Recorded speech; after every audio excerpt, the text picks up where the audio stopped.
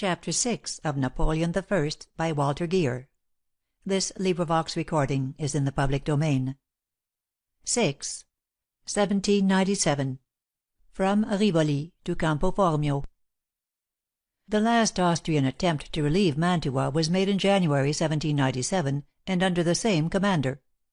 Alvinzi now concentrated his main force, about 30,000 men, and marched down the valley towards Verona, while at the same time two smaller columns threatened the lower Adige from Picenza and Padua. In his previous campaign Alvinzi had made his principal attack upon the French in the vicinity of Verona. This time he proposed to try a new plan.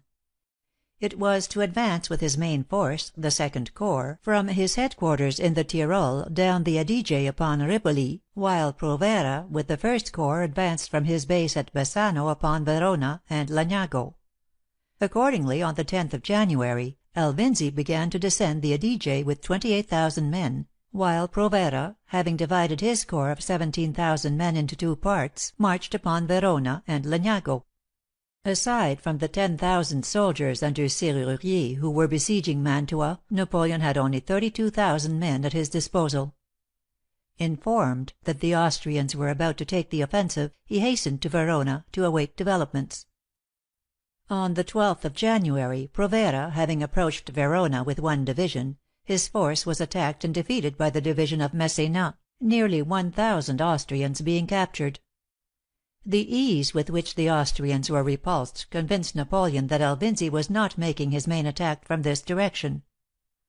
The next afternoon he learned that Joubert was hard pressed and had been compelled to fall back upon Rivoli. Feeling that the main Austrian attack would be made down the Adige, Napoleon at once made his plans accordingly. He sent orders to Joubert to hold the plateau of Rivoli at all hazards, and set out with all of his forces for that point, which he himself reached by daybreak of the 14th. As you stand on the irregular shaped plateau of Rivoli on a winter day looking north, you see immediately before you the bold snow-clad height of Monte Baldo. On your right at the foot of the plateau runs the Adige, which has just emerged from the Tyrolese Alps, and continues its rapid course down to the plains of the Po. A good road runs along the left or east bank, and an inferior one along the right. 6 miles to the west is the broad expanse of Lake Garda, of which glimpses may be caught. Through the plain which surrounds the plateau, from north to south, runs a swift stream called the Tasso, which is bridged or fordable at a number of places. Parallel to the Adige comes down towards the plateau a long ridge terminating in the heights of San Marco. The Rivoli plateau makes a very strong defensive position. At about 10 o'clock on the night of the 13th of January, Joubert had given orders to retire from Rivoli, fearing to be overwhelmed by the Austrians. At this moment arrived the message from Bonaparte saying that he was on his way with reinforcements, and ordering him to hold the position. The falling weather had ceased, and it was a clear, cold, moonlight night when Bonaparte reached Joubert's headquarters about 4 in the morning. Knowing the country well, he could easily divine the positions, and also the plans of the enemy by the widespread lights of their camp fires. The gorge by which the Adige breaks through the lowest foothills of the Alps to enter the lowlands has been famous since the earliest times. The river cuts through the mountains just before arriving opposite the plateau at Rivoli, flows past that town, and thence past Verona and Lagnago towards the sea. Alvinzi was marching by the two main roads which lie on opposite sides of the river. With a view of surrounding and capturing the French army before passing the mountains, he had divided his forces into 6 parts. One column, of about 5,000 men, was to descend the Adige along the road on the left bank of the river, while another column of 9,000 men should follow the road along the right bank, and ascend the heights to the plateau of Rivoli. 3 other columns were to pass over the mountain roads and attack the French front, while the 6th column, 4,000 strong, was to march around the western slope of Monte Baldo, and attack the French left and rear. An examination of the map will show that these 6 columns were all separated from each other by practically impassable barriers. Notwithstanding all these errors, if Alvinzi on the night of the 13th of January had gained possession of the plateau of Rivoli, he would still have had great chances of success. By an hour's march he could have reached a strong position for battle, where Napoleon with his inferior numbers would hardly have ventured to attack him. This was the crowning act of that series of errors which together caused the defeat at Rivoli, one of the worst ever experienced by Austrian arms. In his choice of the plateau of Rivoli for the battlefield, Napoleon displayed excellent judgment. He had previously passed through the place and realized the importance of the position. The faculty of seeing and remembering the features of a country which he traversed was one of the distinguishing peculiarities of Napoleon's mind. When Napoleon arrived at Rivoli just before daybreak, he saw the lights from the 6 Austrian camps and perceived that Alvinzi had separated his columns by impassable obstacles. In his front were 28,000 Austrians. He had only Joubert's division of 10,000 on the field, but Massena would soon be up with 8,000 more. At early dawn began the battle which was to settle the fate of Mantua. For some time the Austrians had the advantage, and the result was in suspense. But Napoleon soon restored order in the French ranks. Every successive attack of the Austrians was violently repulsed, and their right and centre fell back towards Monte Baldo in great confusion. The Austrian column which attempted to turn the plateau on the west was completely cut off by the reserves under Ray, and compelled to surrender. The whole Austrian army was soon in full retreat. The battle ended in the worst defeat and most complete rout which the imperial arms had thus far sustained. The army was pursued into the Tyrol, and 13,000 prisoners were captured in the next 2 days. Out of 28,000 Austrians, with whom Alvinzi began the battle, he had left on the night of the 16th but 13,000 soldiers. Thus ended the battle of Rivoli, which is considered to be one of Napoleon's greatest tactical victories. In the meantime, Provera, with about 8,000 Austrians, almost half of his corps, had forced the line of the Adige and crossed the river a few miles above Legnago. He then marched rapidly towards Mantua with Augereau in pursuit. He was twice attacked by the French, and on both occasions his losses were severe, but nevertheless on the morning of the 15th he finally appeared with 6,000 men before Mantua. Here he was held in check for a day and a night by the blockading French army, until Napoleon arrived with reinforcements. Immediately after the battle of Rivoli, Napoleon learned of this movement by Provera, and he started at once with Massena's division for Mantua. Although this division had been marching and fighting continuously for the last 24 hours, under Napoleon's direction it marched all night on the 14th, and the whole of the next day, and on the morning of the 16th was ready for battle in front of Mantua. The same men who 2 days before had marched by night from Verona, and had borne the brunt of the fight at Rivoli, now covered 30 miles in 48 hours. The next morning there was a general engagement on the road from Mantua to La Favorita, a country seat of the Duke, which gave its name to the battle. Provera attacked in front, while Wurmser sallied out from the fortress at the head of a strong force.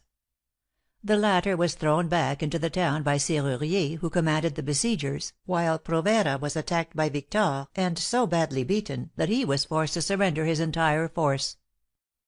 In 4 days the army of Italy had fought 2 pitched battles; had taken 25,000 prisoners, including 3 general officers; had captured 20 standards and 60 pieces of artillery, and had killed or wounded 6,000 men. The short campaign of Rivoli was the turning point of the war, and decided the history of Europe for 20 years. In 10 months Napoleon had subdued Italy and humiliated the proudest empire on the continent. It is not wonderful that he should have said in after years, "My life began at Rivoli." Meanwhile, Wurmser at Mantua was in a critical condition. For days the garrison of 20,000 men had been living on horseflesh. The victories of Rivoli and La Favorita had destroyed their last hope, and Wurmser could hold out no longer. On the 2nd of February the starving garrison surrendered. Thus ended the 5th operation of the Italian campaign, in which Napoleon, with only 44,000 soldiers, had killed, wounded or captured nearly 43,000 Austrians. Mantua was in possession of the French, and Napoleon was at last complete master of Italy. In this dark hour of humiliation, Austria decided to make one more supreme effort to reconquer Italy. The young Archduke Charles, who had won great glory on the Rhine, was recalled to take command of the imperial forces, and prevent the French from advancing by the new open road to Vienna. This brother of the Emperor, then only 25 years of age, was in his day second only to Napoleon as a general. The Aulic Council ordered him into Friuli, a district of the Italian Alps on the borders of Venice, where the 6th Austrian army was to assemble. This force, unlike the others, was inferior in numbers to the French, who had been reinforced by the arrival of Bernadotte with 15,000 men. Charles, with the main Austrian army, was stationed on the upper reaches of the Tagliamento, through which ran the direct road to Vienna. An auxiliary force under Lusignan was to the westward on the Piave. Napoleon, with his strengthened forces, resolved to take the offensive before the contingent ordered from the Rhine should reach the camp of his foe. The campaign was not long, for the Austrian forces were inferior in every respect to the French.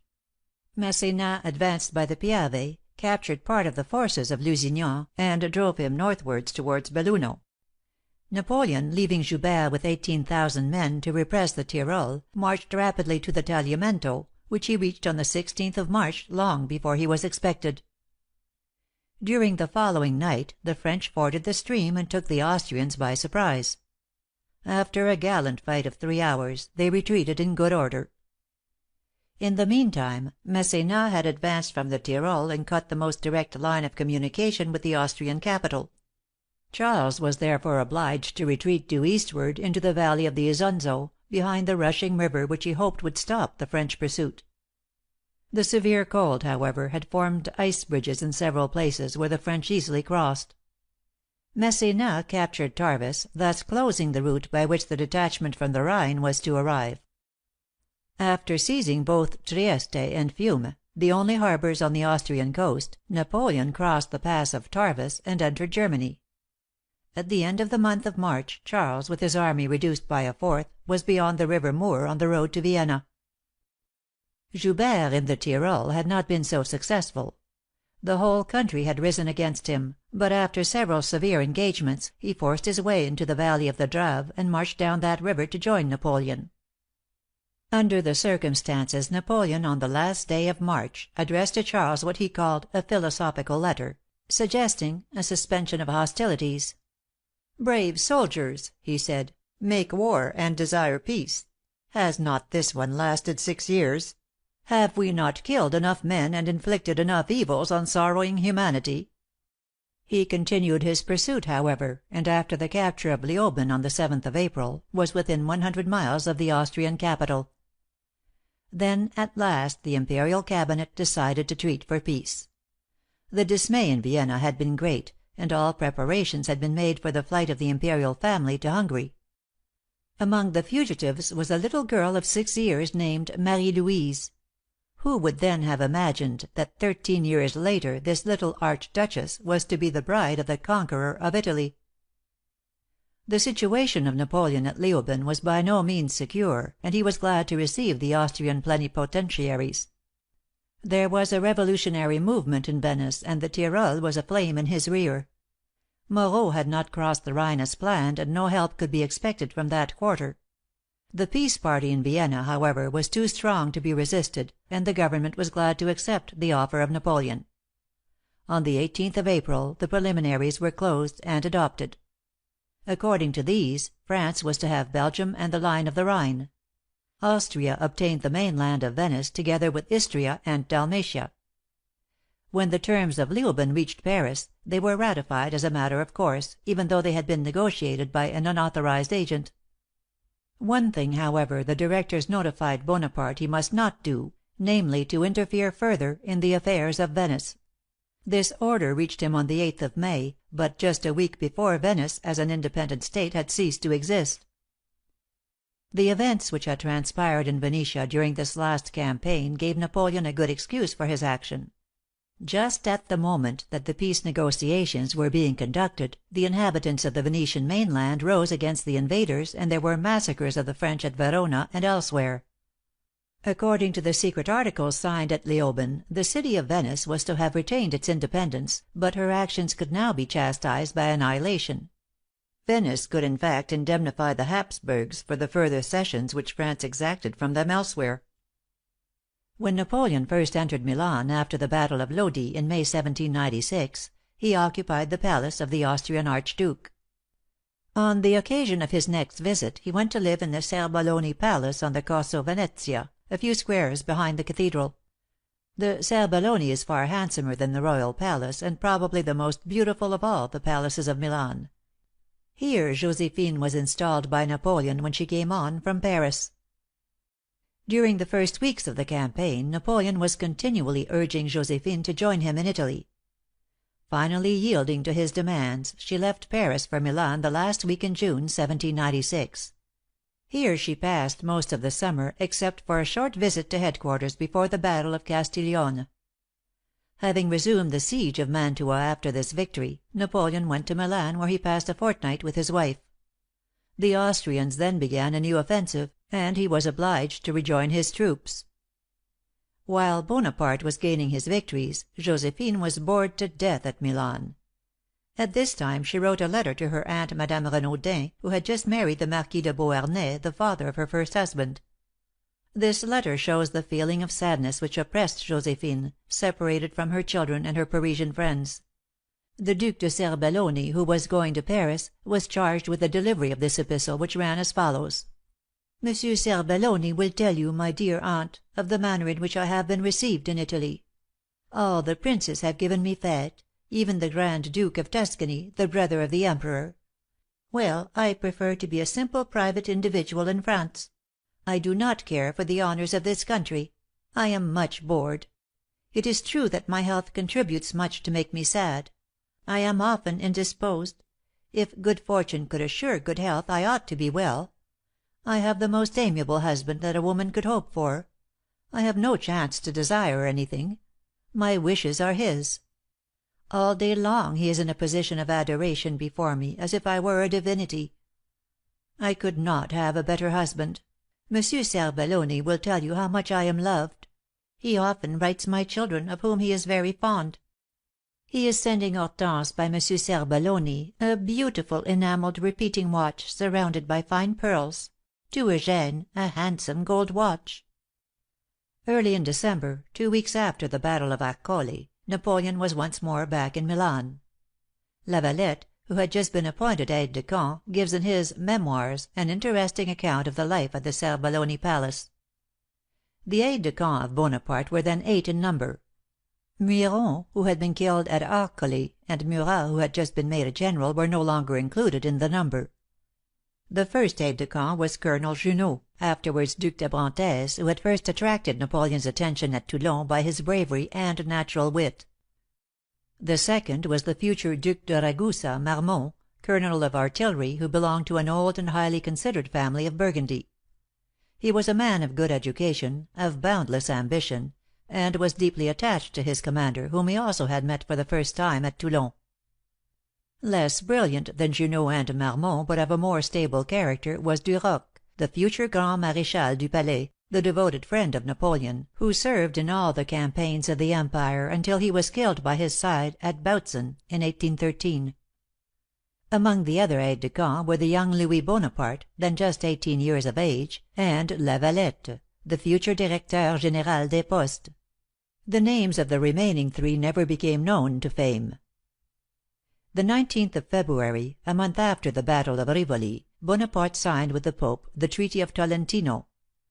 He was then only 3 marches from the capital, and nothing could have been easier than for him to enter the Eternal City in triumph. He had the wisdom not to do so, and Rome was the only continental capital in which he never set foot. The same day Napoleon wrote Josephine his last letter during this first campaign of Italy. "Not a word from you! Bon Dieu! What have I done? To think only of you, to love only Josephine, to live only for my wife, to enjoy only the happiness of my loved one, do I merit on her part so rigorous a treatment? My beloved, I implore you, think often of me, and write me every day. You are ill, or you do not love me.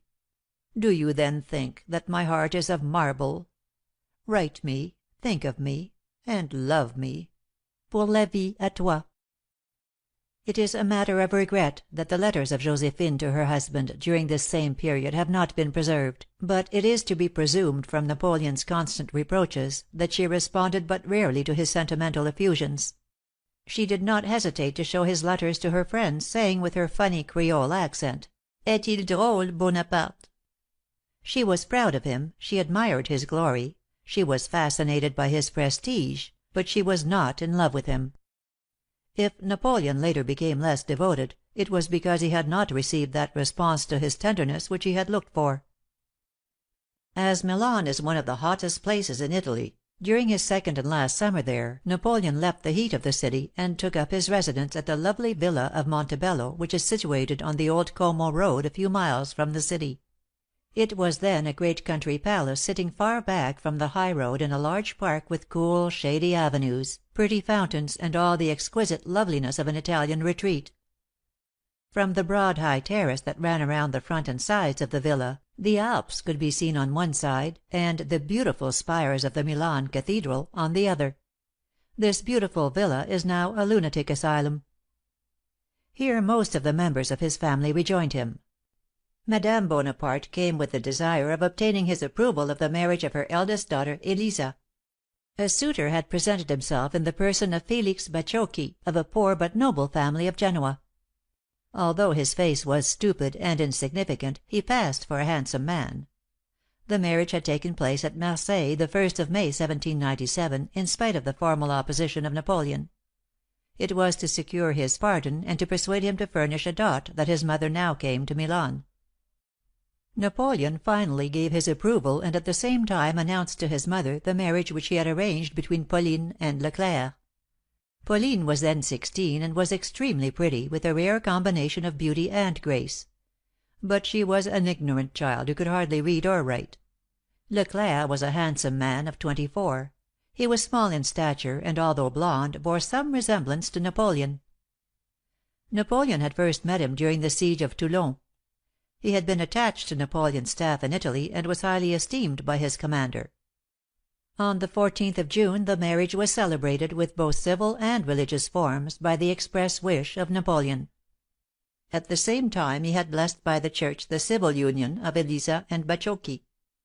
2 days later were signed the contracts, by which the two sisters each received from the three brothers, Joseph, Napoleon, and Louis, by way of dot, a capital of 40,000 francs, which was stated to be their share of the Bonaparte family property, which must therefore have reached a total of 320,000 francs.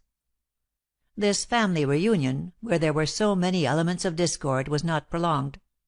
After a visit of 2 weeks, during which she was present at the two marriages, Madame Bonaparte left for Corsica. Elisa and her husband accompanied her. Joseph also left Montebello. He had been given a diplomatic post at Parma, but before he could go there to take up his duties, he received a notice of his appointment as minister at Rome, with a salary of 60,000 francs in gold. He at once set out, taking with him his wife and his youngest sister, Caroline. On leaving Milan, Napoleon sent Jérôme back to college at Paris. Pauline remained in Italy with Leclerc, who had been named chief of staff in the army. What a change in the family fortunes in the short space of 2 years! Before the events of the 13 Vendémiaire, Napoleon was living in misery in Paris. Joseph was looking for a small consulship in Italy; Lucien for a small post in the commissary department; Louis was a student at Chalons. 2 years later, Napoleon is the commander-in-chief of the victorious army of Italy. Joseph is ambassador at Rome; Lucien is head of the commissary; Louis is captain of cavalry; the 2 girls are married and endowed; the mother has returned in sovereign state to Corsica, which had just been evacuated by the English.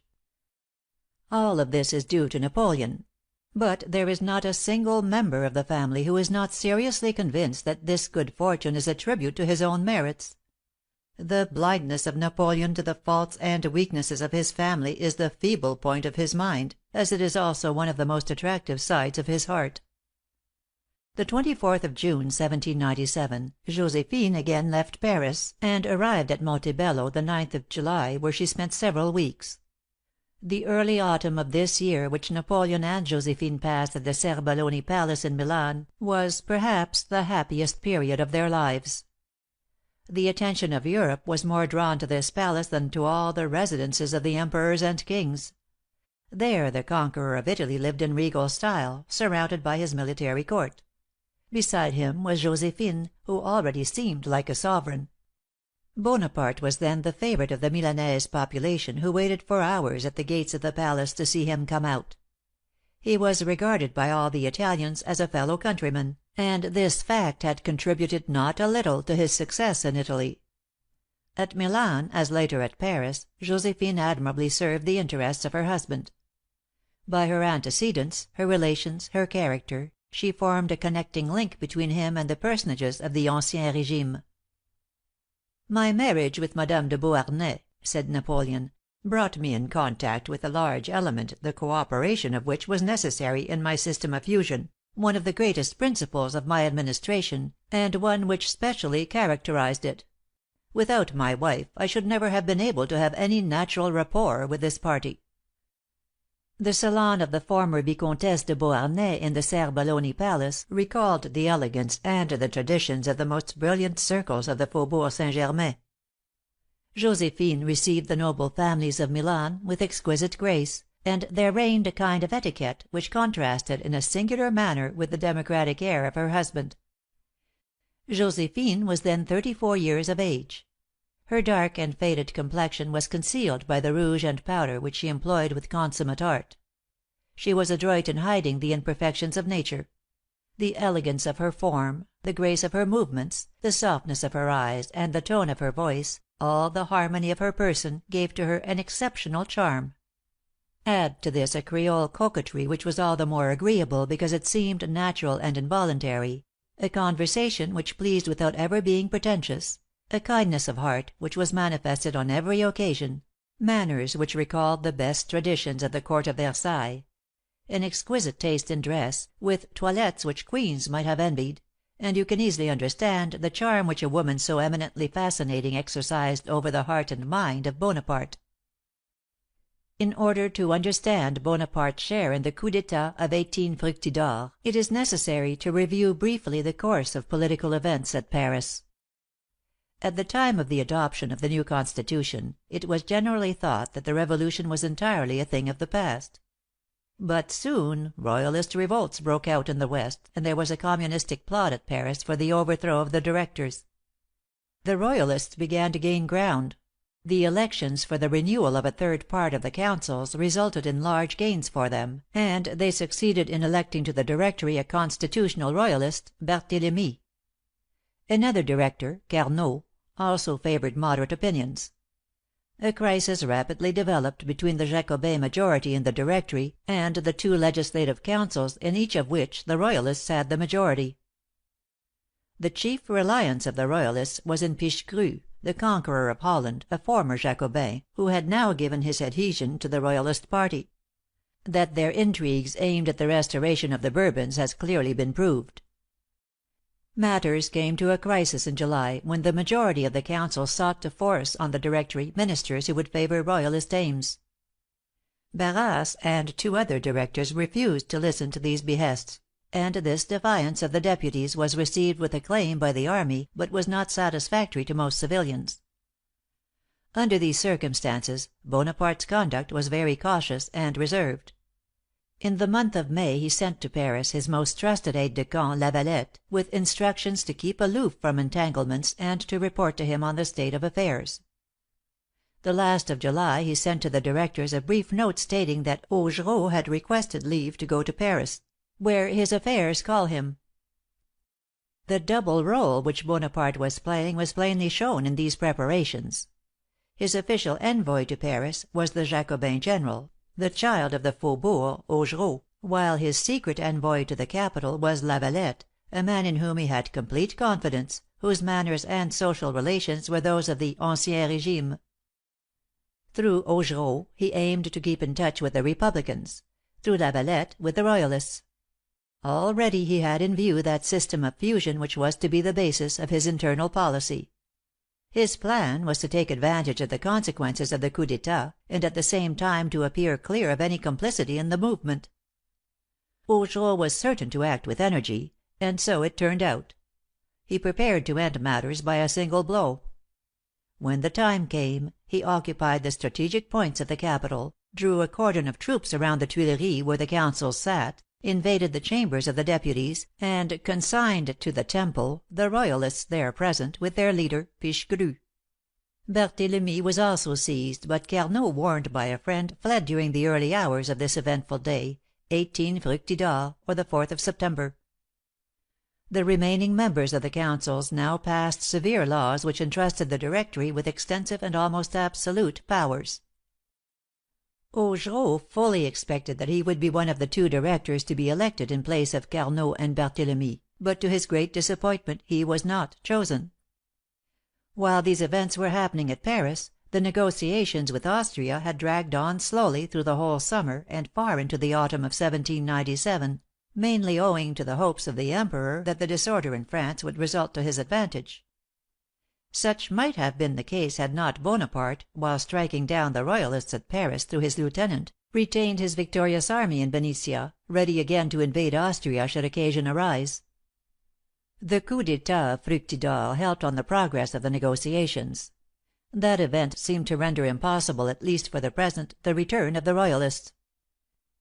Towards the middle of September, 1797, Bonaparte, accompanied by his wife, took up his residence in the Château of Passeriano, to bring to a close the diplomatic negotiations with Austria. This residence was a fine country house situated upon the left bank of the Tagliamento, about 4 leagues from Udine. The negotiations, which had been dragging along for months, had reached a point where it was necessary to conclude or break them off. On the 16th of October he had a decisive interview with the Austrian plenipotentiaries. It seemed impossible to reach an agreement. Arising from his seat and stamping his foot on the floor, Bonaparte exclaimed, "You wish war? Very well, you shall have it." Then, seizing a magnificent porcelain liqueur set, Cabaret, he threw it with all his force on the floor, where it broke into 1,000 fragments. "Look!" he cried. "Such will be your Austrian monarchy before 3 months have elapsed." Then he rushed from the room. On leaving the conference chamber he gave orders to notify the Archduke Charles of the resumption of hostilities, after a delay of 24 hours. The following day the peace of Campo Formio was signed. It bore the name of a village situated half way between Udine and Passeriano. The principal articles of the treaty may be thus summarized. Austria ceded to the French Republic Belgium and the left bank of the Rhine. Of the once extensive Venetian possessions, France gained the Ionian Isles, while Austria acquired Istria, Dalmatia, the city of Venice, and the mainland of Venetia as far west as Lake Garda, the Adige, and the lower part of the river Po. At the news of the peace of Campo Formio great joy reigned all over France. 100 newspaper articles and numerous contemporary letters show us a nation drunk with happiness. On every side the praises of General Bonaparte resounded. It was a tremendous explosion of enthusiasm and affection. From the remotest country places to the faubourgs of Paris it ran like a lighted train of gunpowder. The French nation literally loved Bonaparte. It made for itself an ideal picture of the hero who had brought it peace. The affection of the country crowned him with all the virtues, and attributed to him valor, wisdom, and magnanimity. The Directory alone was uneasy. It tried to keep the hero away from the capital. But Paris was set on beholding its god, and the directors were forced to send for him. Leaving Josephine in Italy, a month later Bonaparte left Milan for Paris, traveling by way of Geneva, where he stopped for a day. He was accompanied by his aides de camp, Marmont, Duroc, and Lavalette, as well as his secretary, Bourrienne, and his physician, Yvan. The journey was a series of ovations. At Berne, and at Bâle, and in all the cities through which he passed, he was received with salvos of artillery. He finally reached Paris the evening of the 5th of December. Napoleon took up his residence in the little hotel of the Rue Chantraine, from which he had set out 21 months before as an obscure man, to which he returned as a celebrity. One of his first visitors was Talleyrand, the new Minister of Foreign Affairs, who came at once to pay his respects. His interview with the directors was most cordial. To see Bonaparte, to talk with him, was the ambition of every one. The papers recounted the smallest details of his life. You can read in the Moniteur of the 10th December: "General Bonaparte is living in his wife's house, Rue Chantraine. This mansion is simple and plain. He goes out rarely, and without escort, in a simple carriage with 2 horses. He is often seen walking alone in his modest garden." Understanding the Parisian character, and knowing that the attention of the great capital is not long drawn to the same object, Bonaparte kept himself studiously in seclusion. He affected a simplicity which contrasted strongly with his glory. As soon as Bonaparte returned to Paris, Talleyrand, who desired to win his favor, wished to give a large fête in his honor, but awaited the return of Josephine. She finally reached Paris on the 2nd of January, 1798, and the ball took place the next night. The Minister of Foreign Affairs was installed in a new and sumptuous hotel in the Faubourg St. Germain. It was situated in the Rue du Bac, at the corner of the Rue de Grenelle. To review the life of Talleyrand, who was destined to achieve the greatest diplomatic reputation of the age, would be to recount the history of the Revolution. After taking a prominent part in the Fête de la Fédération, the 14th of July, 1790, Talleyrand remained in Paris until the day after the September massacres, when he obtained a passport for England.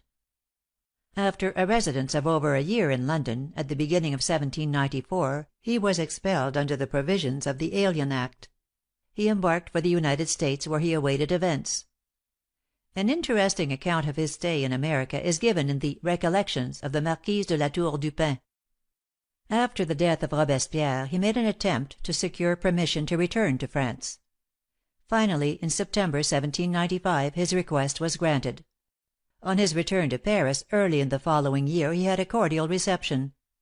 Through the efforts of Madame de Staël, who was then all powerful with Benjamin Constant, he was made minister in July, 1797. He immediately announced his appointment in a flattering letter to the conqueror of Italy, the man of the future, whose good graces he wished to secure.